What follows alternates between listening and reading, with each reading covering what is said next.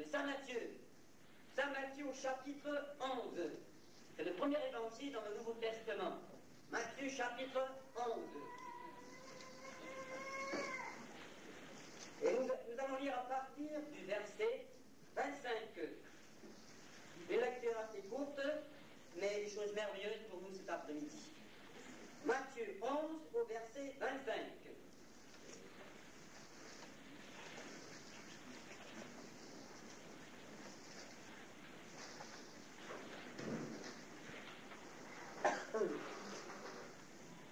Vous avez trouvé? Alors nous lisons. En ce temps-là, Jésus prit la parole et dit: Je te loue, Père, Seigneur du ciel et de la terre, de ce que tu as caché ces choses aux sages et aux intelligents, et de ce que tu les as révélées aux enfants. Oui, Père, je te loue, de ce que tu as voulu ainsi. Toutes choses m'ont été données par mon Père, et personne ne connaît le Père si ce n'est le Fils, si ce n'est le Père. Personne non plus ne connaît le Père si ce n'est le Fils, et celui à qui le Fils veut le révéler. Venez à moi, vous tous qui êtes fatigués et chargés, et je vous donnerai du repos. Prenez mon joug sur vous, et recevez mes instructions, car je suis doux et humble de cœur, et vous trouverez du repos pour vos âmes. Car mon joug est doux, et mon fardeau léger. Car mon joug est doux, et mon fardeau léger. Le Seigneur Jésus-Christ vient de dire un mot, et ce mot c'est doux. Et je ne voudrais pas que vous confondiez cet après-midi entre le mot doux et le mot mou. Vous savez ce que c'est? Quelqu'un qui est mou, hein, il est bon à rien, hein, il ne fait rien. Alors ce n'est pas le cas pour le Seigneur Jésus-Christ. Il est doux, mais il n'est pas mou. Quelqu'un qui est mou n'aurait jamais jeûné pendant 40 jours. Quelqu'un comme cela ne peut pas tenir face en face de l'ennemi de nos âmes, qui est Satan, et qui a pu, le Seigneur Jésus, refouler Satan pour qu'il prenne la fuite. Après 40 jours, 40 nuits de jeûne, on a faim. Alors, un mou ne le ferait jamais. Et non plus, quelqu'un qui est mou ne restait pas toute la nuit dans la prière. Et qu'est-ce qu'il faisait pendant toute la nuit dans la prière? Il communiait avec son Père Céleste. Vous savez, chers amis, lorsque nous avons prié 5 minutes, c'est long, hein? Et il y en a même qui disent même pas merci au Seigneur pour le repas qu'ils mangent. Vous savez, la prière, ça fait partie de la vie de celui qui connaît le Seigneur. Et si vous n'avez pas une vie de prière, si vous n'avez pas le temps de prier 5 minutes, il y a quelque chose qui cloche. Il y a même les païens, même les inconvertis qui savent au moins dire merci pour un repas. Il y a des gens qui ont l'habitude de faire cela. Dans le temps, à la campagne, les gens remerciaient Dieu pour le pain qu'ils mangeaient, même sans qu'ils connaissent Dieu comme leur Père et Christ comme leur Sauveur. Alors nous, si nous connaissons le Seigneur, au moins qu'on prenne l'habitude de lui dire merci. Merci Seigneur pour mon salut. Merci Seigneur pour ce pain quotidien. Merci Seigneur pour les vêtements que je porte. Merci Seigneur pour la santé. Oh, mais on est tellement ingrat des fois. On prend les choses comme ça vient, ça nous appartient, sans dire merci. Alors nous prenions cet après-midi de dire merci Seigneur. Même lorsqu'il y a un coup dur, il ne faut pas s'arrêter de dire merci Seigneur. Pour ceux que tu me donnes des bonnes choses. Et si le vent m'apporte quelque chose de difficile à accepter, Seigneur, je te dis merci quand même. Comme disait le frère tout à l'heure, nu et la Bible. Je suis plus riche que les autres, et c'est vrai. C'est vrai. Il y a des gens qui ont la Bible, qui l'achètent, qui ne la lisent pas. Et d'autres qui voudraient avoir la Bible, même une seule page de la Bible. Dans d'autres pays, on ne peut pas l'acheter. Vous, on part cet après-midi, chers amis. Si vous n'avez pas la Bible, vous pourrez en avoir plusieurs traductions même, hein, plusieurs sortes de Bibles. Vous aurez l'occasion d'en avoir une, tandis que d'autres n'ont même pas cette occasion cet après-midi. Et des produits, c'est cher la Bible. Ou 37 francs, 40 francs. Mais on achète ses gâteaux, ses glaces, son café et tout le reste. Et puis une cravate qui coûterait peut-être 200 francs, une veste qui coûterait combien? Ça dépend les goûts. Et une paire de chaussures de 50 francs jusqu'à 450 francs. On n'y regarde pas. Et quand on parle de la Bible, c'est cher, monsieur, ce livre. C'est un trésor. Et si vous ne l'avez pas, achetez-le, ce livre. Achetez-le et lisez-le. C'est la parole de Dieu. Alors Jésus savait prier. Et sûrement il a prié pour vous qui êtes là cet après-midi. Il prie, il intercède devant son Père. Il voulait les saluer les âmes. Et Jésus encore au ciel prie à la droite du Père. Et si vous voulez voir une prière sacerdotale, c'est dans l'évangile de Jean au chapitre 17, où Jésus a prié pour moi. Et pour vous, pour que vous soyez sauvés. Moi je trouve ça assez merveilleux. Même avant qu'on naisse, il a déjà prié pour notre salut. Mais il y en a encore un autre qui lutte pour nous empêcher de venir à Dieu, c'est Satan. Mais Jésus a combattu avec celui-là, comme je dis, pendant 40 jours. Donc il est mou, il n'est pas mou, il est doux. Il est doux pour nous cet après-midi. Et un mou ne chasserait jamais un démon. Au contraire, il va dans notre sens. Sans s'opposer à la terre. Et Jésus les a chassés. Les démons, même, reconnaissaient. Les démons venaient se prosterner. Tu es le Fils de Dieu, le Dieu très haut. Et les autres autour de lui ne le reconnaissaient même pas. Et les démons le reconnaissaient. Alors, les démons devaient fuir. Et alors, les mous n'auraient pas pris en charge 12 têtus, 12 apôtres, et encore d'autres. Par des fois, ils n'étaient pas faciles à mener, hein, les 12 apôtres. Si vous avez lu un peu les évangiles, vous avez vu comment ils étaient. Alors Jésus a entrepris de prendre ces 12 hommes et les former pour que eux, ils apportent le message du salut jusqu'à nos jours, à travers les écrits, à travers leur message, lorsqu'ils sont allés porter la bonne nouvelle partout. Alors il était chef, alors Jésus était ferme.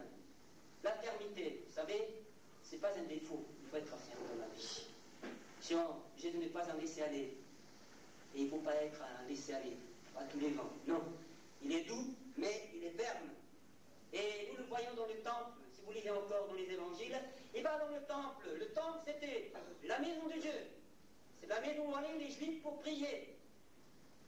Et Jésus, lorsqu'il vient dans le temple de son Père, qu'est-ce qu'il voit? Il voit les gens qui ont des tables, qui ont de l'argent dessus, qui ont des pigeons. C'est la vente, c'est le marché, là où il ne pourrait pas en avoir. Et Jésus, il a pris un fouet, il les a chassés, il a renversé les tables. Il a dit, cette maison, c'est une maison de prière. Et il ne faut pas mélanger le commerce et ce qui est de Dieu. Et aujourd'hui, on en fait des fois un commerce de la religion. On fait un grand commerce des choses religieuses. Mes chers amis, ici on vous vend un livre, on vous vend une Bible, on vous vend une cassette ou un disque, c'est pour vous apporter quelque chose pour votre vie spirituelle, pour vous amener au Seigneur. C'est pas pour dire c'est un commerce, c'est un moyen. Moi, je faisais pas mal de porte-à-porte. Les gens disaient, mais c'est un commerce, vendre la Bible. Il ne faut jamais vendre la Bible. Comment voulez-vous que les gens puissent avoir la Bible si les gens ne vont pas frapper la porte? Parce qu'il y a des sectes qui vont frapper la porte. Il y a des chrétiens qui disent, il ne faut pas qu'on fasse la même chose, parce qu'on va nous mettre dans le même sac. Chers amis, permettez-moi de vous dire une chose. J'ai vécu avec ma femme pendant 6 ans dans une petite ville qui s'appelle Ghana, à 40 km d'ici. Et j'ai eu à cœur, j'ai fait un vœu à Dieu, je n'ai fait qu'un dans ma vie, un seul vœu. Et lorsqu'on fait des vœux à Dieu, pour savoir à quoi on s'engage. Et il y a des vœux qui sont stupides, qui ne tiennent pas de l'eau. Et on se met dans un filet, on est esclave. J'ai fait un vœu à Dieu une fois que j'étais dans une école biblique, Dieu m'a parlé. Il m'a parlé pas en français, qui évangélisait, qui allait dans les écoles bibliques, en Angleterre. Et c'est pas grave, petit à petit, je me suis intéressé à la France. Alors j'ai dit merci Seigneur pour cet homme qui est venu parler de Dieu. J'ai fait un vœu, j'étais tout seul, j'ai hésité, et j'ai dit Seigneur, voilà mon vœu, c'est que j'annonce ta parole. Que je la prêche, que je la vende, que j'y passe porte à porte, mais que je puisse apporter la parole de Dieu aux âmes qui en ont besoin. Alors, la parole de Dieu, les gens en ont besoin. Et une fois que j'étais à Ghana, pendant 6 ans plus tôt, j'ai peut-être manqué 4 ou 5 portes dans toute la ville. Il y a 6 à 7 000 habitants. Et je suis allé faire porte à porte. Et j'avais pas honte de porter mon sacoche et des livres des Bibles. Et j'avais même une clientèle, ou pas pour l'argent, des fois j'ai donné des choses gratuitement, mais j'avais une clientèle. Et j'ai eu la joie, il n'y a pas longtemps, de retourner encore dans la ville de Ghana, de m'asseoir avec ma femme à table chez un couple qui autrefois me recevait pour acheter des livres d'enfants pour les leurs. Et cette dame ne m'a jamais demandé une Bible, pourtant je l'avais. Et il a fallu des années après, par celui qui m'a remplacé, M. Didier de Ghana, qui l'a à Ghana, qui rencontre cette femme qui était malade, qui prie pour elle, petite, elle était guérie. Aujourd'hui, elle connaît le Seigneur. Elle est baptisée d'eau, baptisée de l'Esprit, son mari est converti parce qu'on a fait du porte-à-porte. Alors, je me suis encouragé pour cela. Il y a encore d'autres personnes que j'ai visitées. J'ai semé la parole. Et un jour, je vais encore à Ghana. Et c'était un autre frère qui apporte la parole. Et qu'est-ce que je vois devant moi? Une femme et un homme. Et je ne me suis pas rappelé d'où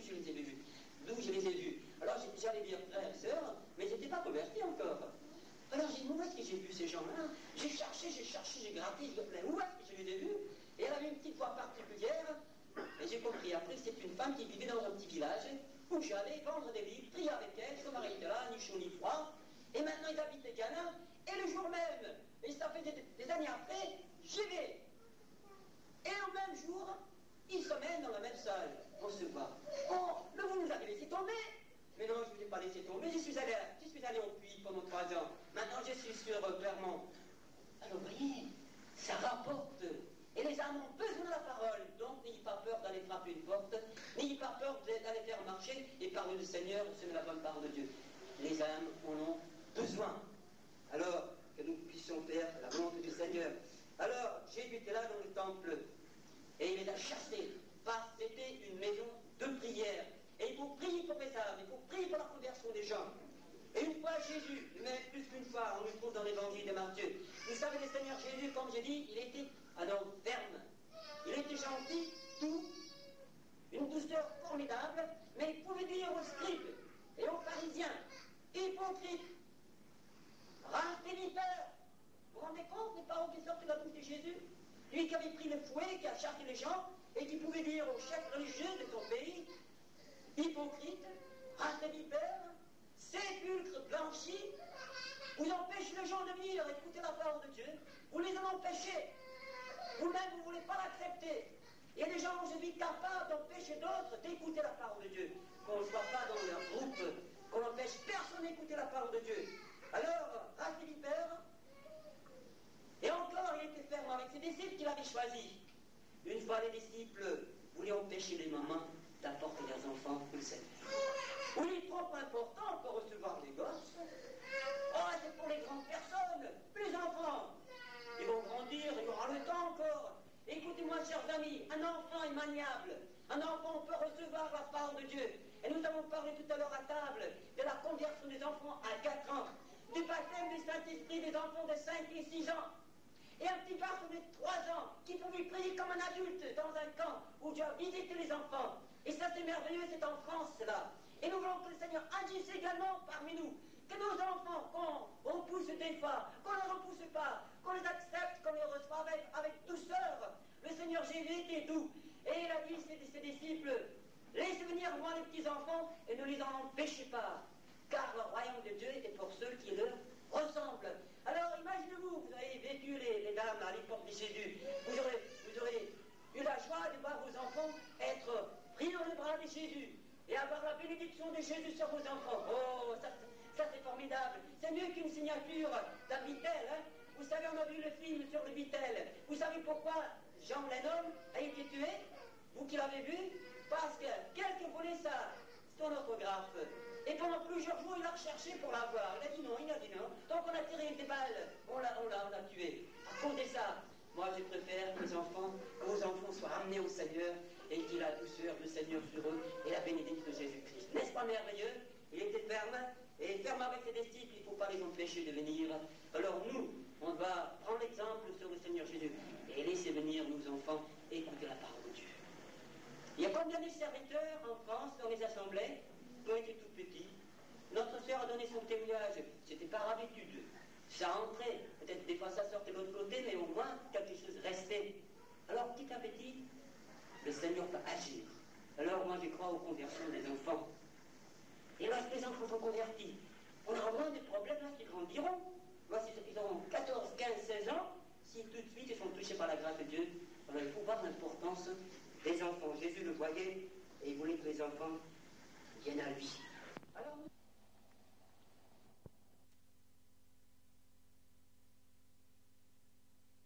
et la famille Barande. Dans cette histoire d'aventure, l'histoire de la famille Paton avec la famille Monsieur et Madame Barande en Angleterre. Monsieur et Madame Barande sont très excités.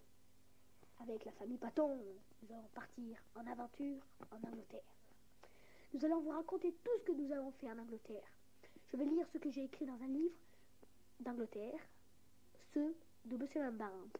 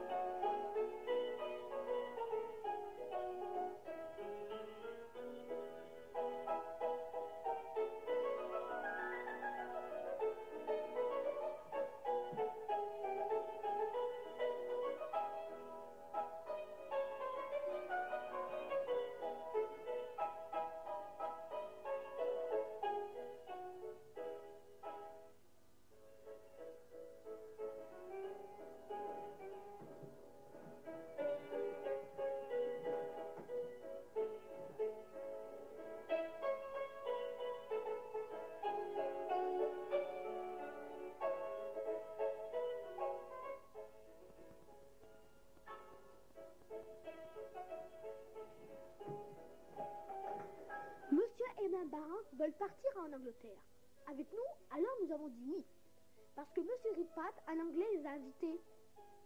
Quelques semaines plus tard, les Barand avaient leurs valises prêtes. Nous les avons cherchées chez eux. Oh, si vous savez comment ils étaient contents de venir avec nous en Angleterre. Et ce jour même, nous sommes partis en route.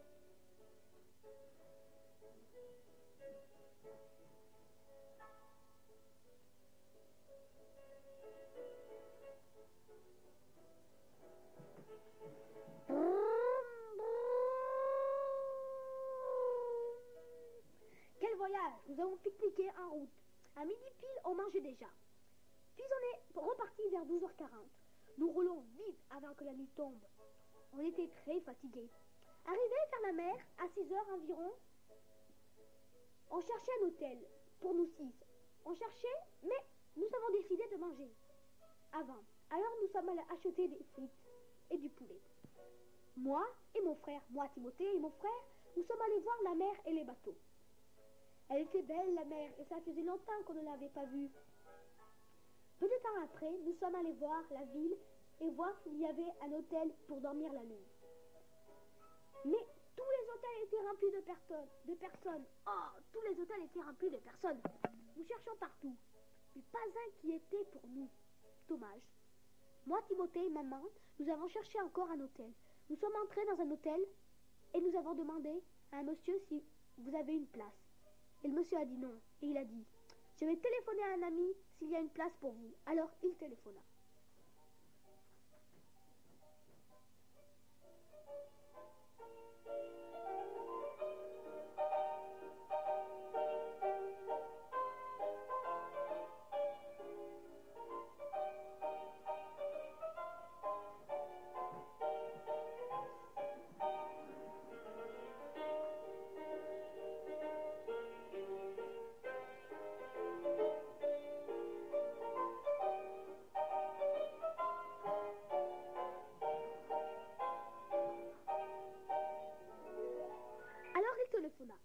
Salut, as-tu une place à l'hôtel? Oui, merci. Combien y a-t-il de chambres? Une seulement, répondit l'homme qui était à l'autre hôtel. Et il nous expliqua qu'il y avait une place à l'hôtel qui s'appelait la Présidence, au bout de la route. Merci, dit ma mère. Et nous sommes repartis rejoindre les Barand et papa et Emma. Dès que nous leur avons dit qu'il y avait une place pour les Barand, oh, ils étaient très contents de savoir qu'il y avait une belle chambre. Mais nous, qu'allons-nous faire pour dormir? Qu'allons-nous avoir? Où dormir? Tant pis, nous avons cherché l'hôtel que le monsieur nous avait dit. Enfin, nous avons trouvé l'hôtel. Nous sommes entrés. Les Barand étaient très contents de dormir dans un hôtel et non une voiture. Après, nous sommes allés dans l'hôtel, chercher où était leur chambre des Barand.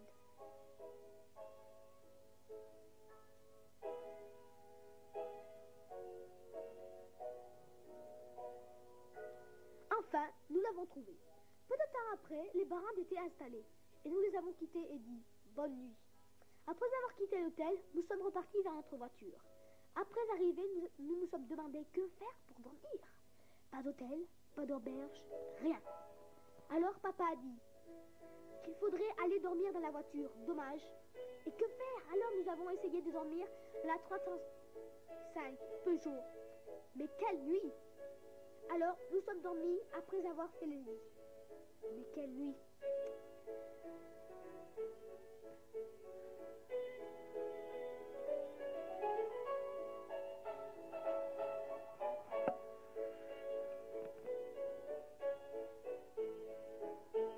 Nous avons dormi la moitié de la nuit, tant pis. Le lendemain matin, nous sommes allés chercher les Barand à l'hôtel La Présidence.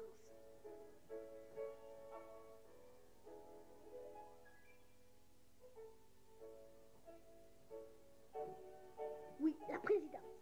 Nous sommes entrés dans l'hôtel et nous sommes allés les chercher. Arrivés à leur porte, nous avons frappé. Toc toc.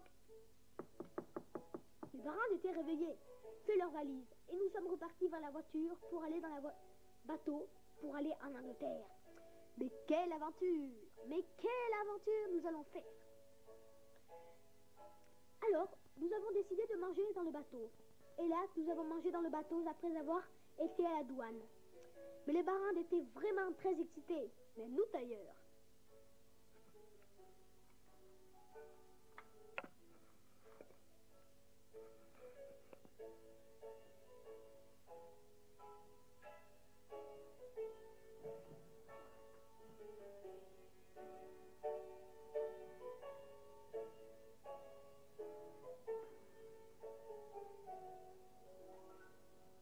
Et quelques aventures nous allons faire. Super. Nous avons très bien déjeuné, bien bien. Nous avons visité le bateau partout. C'était la première fois que les Barrandes étaient dans un si grand bateau. Après notre déjeuner, nous avons entendu un bruit et c'était le bateau. Oh, que c'était drôle et nous sommes repartis. Et nous sommes partis vers l'Angleterre. Après une trentaine de kilomètres, nous nous sentons assez bien. Après, vers le 50e kilomètre, nous, moi, papa, Marc et Mme Barrand, nous avons eu mal au ventre. Et c'était sûrement le mal de mer. Quelques minutes plus tard, Mme Barrand faillit nous vomir. Oh! Et ainsi, moi, Marc et papa et Mme Barrand, nous avons tous vomi. Google. Mais moi et papa, nous marchons et nous avons vu plusieurs personnes qui eux aussi vomissaient. Et c'était vraiment horrible. Après plusieurs heures de bateau, nous avons si mal au ventre que moi et papa, nous avons vomi plus de 6 fois. Mais je ne sais pas combien de fois Mme Barrand et Marc avaient vomi parce que si j'y allais, je vomirais beaucoup plus. Enfin, vers 4 heures de bateau, nous avons vu de loin l'Angleterre. Youpi! Et enfin se débarrasser de ce vomi et de cette grande tempête. Nous sommes presque vers le port de l'Angleterre. Moi et Marc, nous étions très contents aussi d'être débarrassés de ces grandes tempêtes. Ouf! Arrivés en Angleterre, nous avons débarqué. Nous devons encore voyager jusqu'à Bulstrode, un très grand château. Arrivés après 200 km, nous avons débarqué à Bulstrode. Nous avons visité, partout d'ailleurs.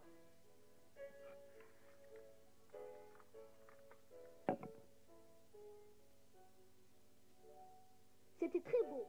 Oh, nous avons montré et nous allions dormir et nous les suivirent. Et ils nous montrèrent notre chambre et celle des Barandes. Nous avons eu une très belle chambre. Et pour les chambres de Tim et Marc, c'était un lit qui était l'un au-dessus de l'autre. Moi, je dormais dessus. Toute l'après-midi, nous avons joué sur des vélos, se promené dans la forêt ou même visité l'endroit. Je peux vous dire que ce que j'aimais bien, c'était que quand c'était l'heure de manger, moi, j'allais à toute allure en vélo pour manger. Arrivé, je prenais un plateau et je me servais comme au restaurant. C'était très bien.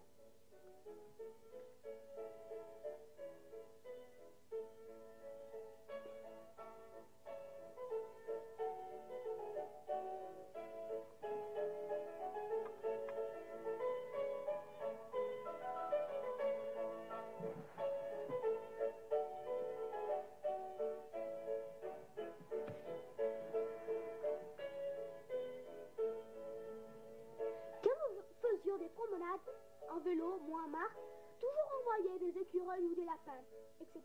C'était amusant. Pendant les jours, nous nous sommes amusés avec des copains. Et là, c'était maintenant une des dernières journées de Bulstrode. Et un jour, nous avons pique-niqué avec des amis. Moi, mon frère coupait l'herbe avec une machine et moi, je faisais du cross en vélo. Mais avant de continuer plus loin, je voudrais vous dire, un jour, moi et mon père, nous travaillons dans le lac et nous devons ramasser les feuilles qui était vers le lac, dans l'eau. Moi, je travaillais et j'étais dans l'eau. Et j'avais perdu ma sandale. Dommage. Mon père cherchait et cherchait. Rien. Et dommage.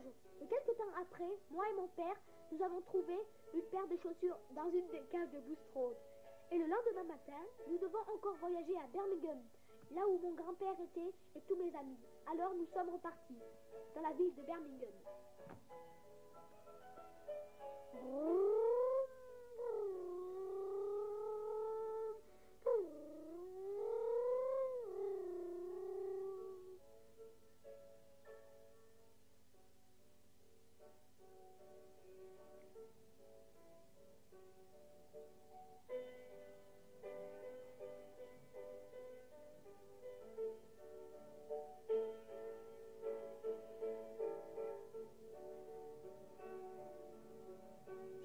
Près de la ville de Birmingham, nous étions très excités. Arrivés, nous avons été à l'assemblée de Birmingham, où tous les frères et sœurs étaient présents. Quand nous sommes entrés, nous avons dit bonjour. Et il nous dit à chanter et à parler, à chanter en français avec les Barrands. Et moi et mon frère, nous avons une honte de chanter en français. Et nous avons chanté avec honte. Alors, nous sommes allés chez monsieur Rickpat, qui nous avait invités pour manger. Parce que quand monsieur Rickpat était venu en France, il avait été invité chez les Barandes. Et alors, nous sommes repartis à la salle.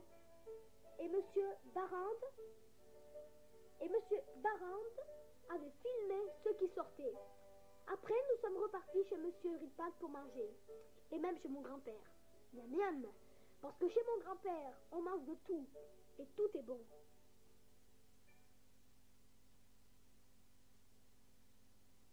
C'est vrai, tout est bon là-bas. On mange, on mange, on mange et on se régale. C'est vrai, l'Angleterre, c'est un beau pays. Et oui, alors nous avons mangé. Nous avons mangé de tout. Et nous mangeons. C'était bon. Nous avons choisi tout. Parce que mon grand-père nous avait donné une soupe. C'était délicieux. Ça faisait drôle de manger ceux de France et ceux d'Angleterre. Drôle de pain.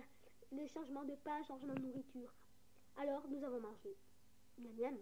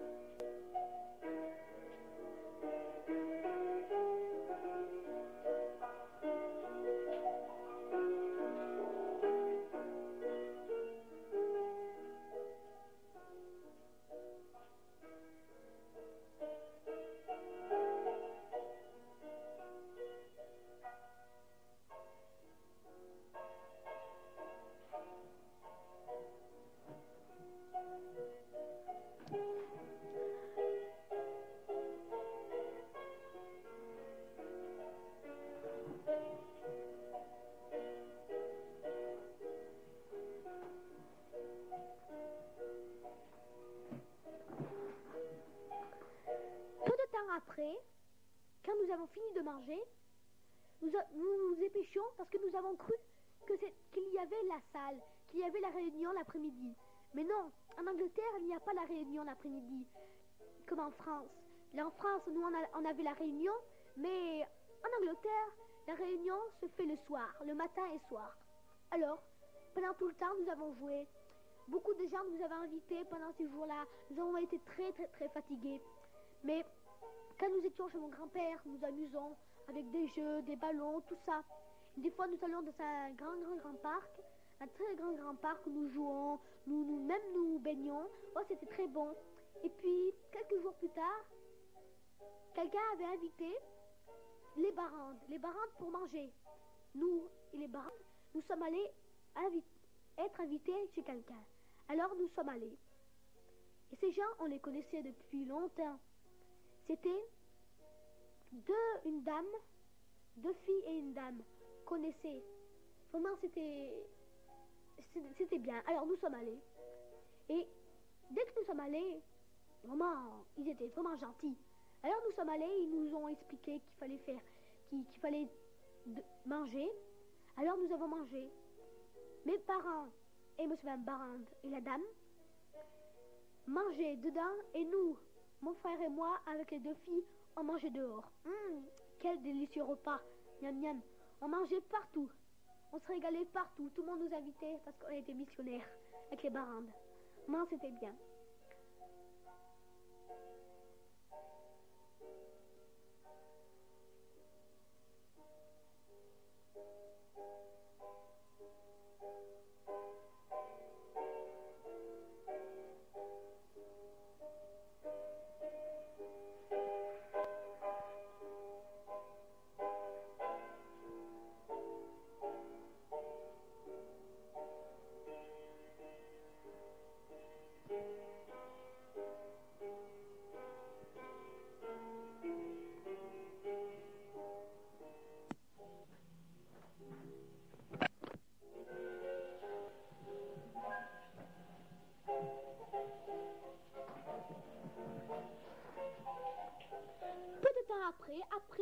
nourriture que nous avons mangée chez eux, nous sommes repartis chez Monsieur Ritpat parce que c'était bientôt la nuit et nous devons dormir.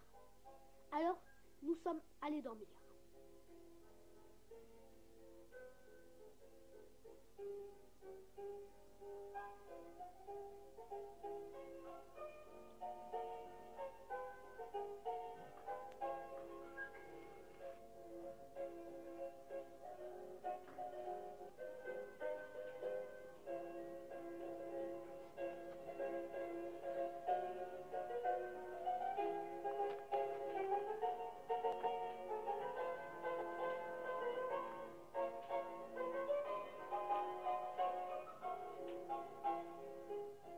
Alors, nous sommes allés dormir.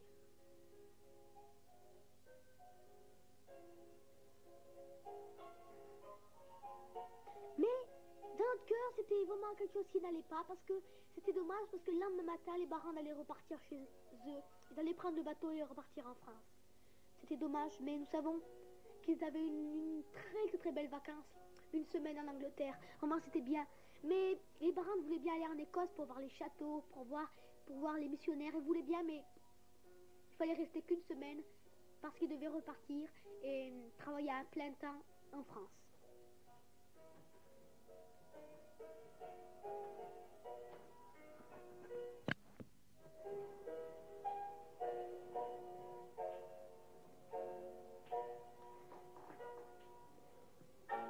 Enfin, au lendemain matin, les Barrandes devaient partir. Et oui, ils sont partis. Et oui, ils ont pris la voiture. Et puis, nous avons entendu une voiture qui venait. Et c'était, quand nous étions chez Monsieur Ritpat, c'était une voiture qui venait. C'était un monsieur de l'assemblée de mon grand-père qui venait de l'assemblée pour chercher les Barrandes pour leur emmener au port.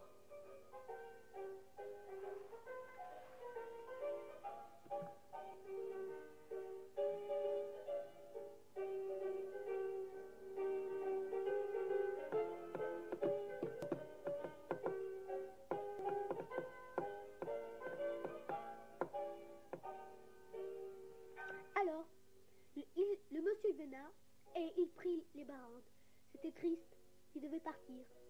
Alors ce jour-là, cet après-midi-là, les Barrandes sont partis. Nous avons dit au revoir, c'était triste. Alors ils sont repartis. Et nous sommes repartis dans la maison de Monsieur Alf, Oncle Alf, Monsieur Ritpat. Alors nous sommes entrés. Nous avons joué, nous avons coupé lait du Monsieur Ritpat. Nous sommes bien amusés.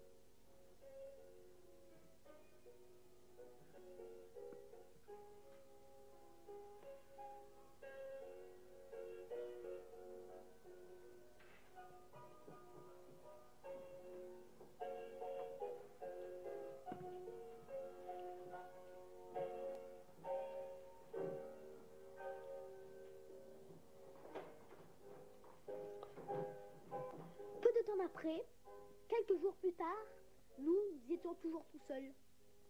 Ça faisait drôle que les Barrandes n'étaient plus là. Et les Barrandes n'étaient plus là pendant longtemps. Peu de jours après, ils étaient déjà en France, à Clermont-Ferrand, notre ville.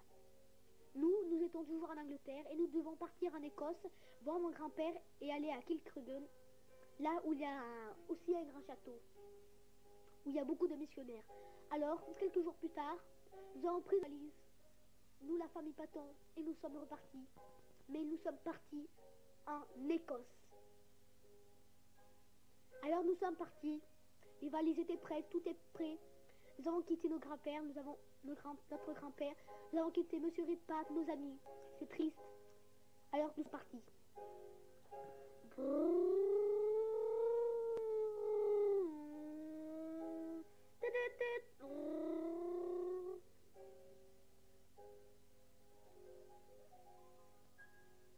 Alors, nous sommes partis.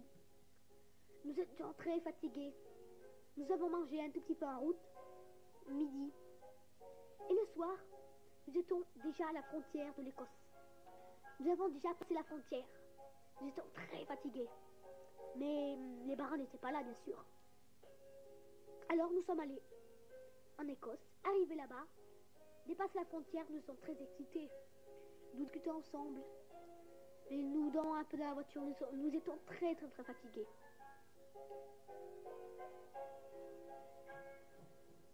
Alors nous sommes allés en Écosse. Arrivés en Écosse, nous avons fait nos choses. Et nous avons décidé de ne pas aller chez notre grand-mère, nous avons décidé de nous baigner en Écosse. C'est la grand-mère. Alors nous nous sommes baignés. Moi et mon père et ma mère, nous avons dit si nous allons nous baigner. Alors mon papa et moi sommes allés baigner dans la mer. Mais elle était très très très froide.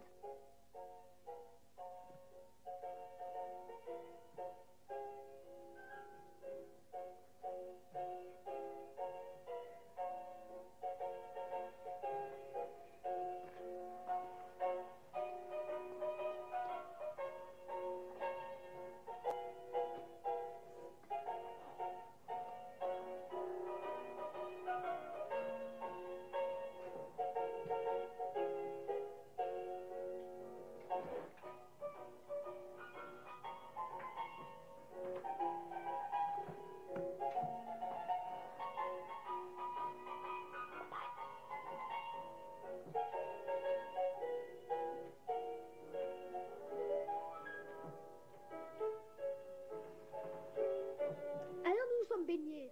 Nous avons senti l'eau, elle était froide.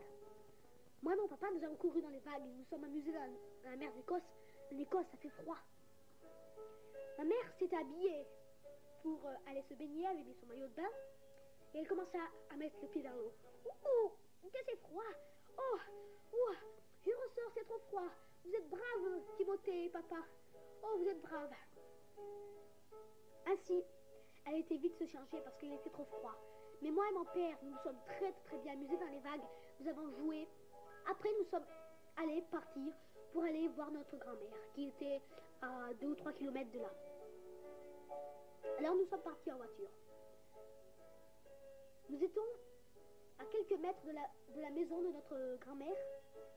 Arrivés, nous étions très excités. Et là, on voyait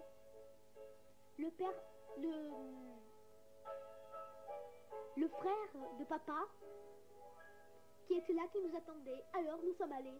Il nous attendait vraiment. Grand-mère qui était là, nous regardait. Elle a sauté, elle dit oh mon chéri, oh, c'était amusant. Alors nous sommes allés dans la maison.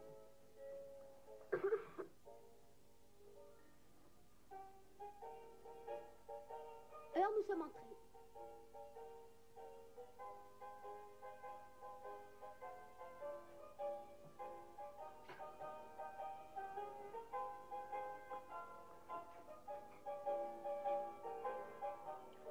Nous avons pris nos valises, nous avons mis les valises en haut dans notre chambre que notre grand-mère nous avons dit.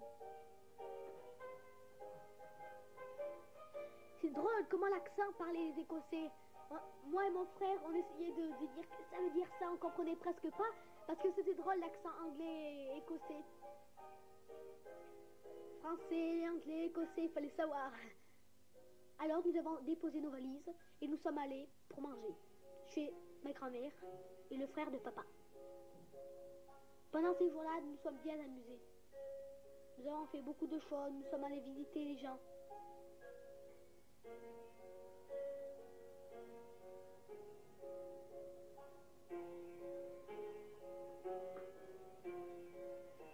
Mais on était vraiment très fatigués. Très fatigués.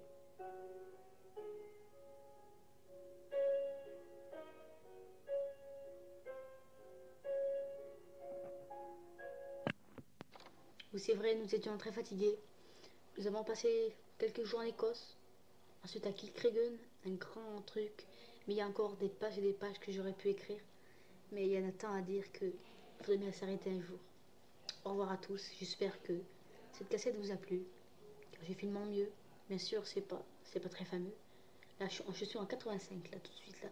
Presque en 86. Je rattrape juste ce qui s'est passé là en 82. J'espère que cette histoire quand même a été assez plaisante. Bien, au revoir à tous. Et j'ai bien des pages. Je vous répète encore que j'ai bien des pages encore à écrire. Allez, au revoir. Et n'oubliez pas que Dieu vous bénisse.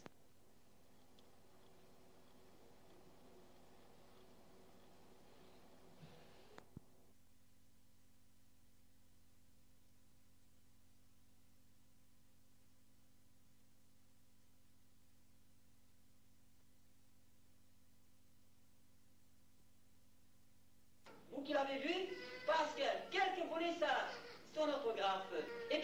Georges, il l'a recherché pour l'avoir. Il a dit non, il a dit non. Tant qu'on a tiré des balles, on l'a tué. À cause de ça.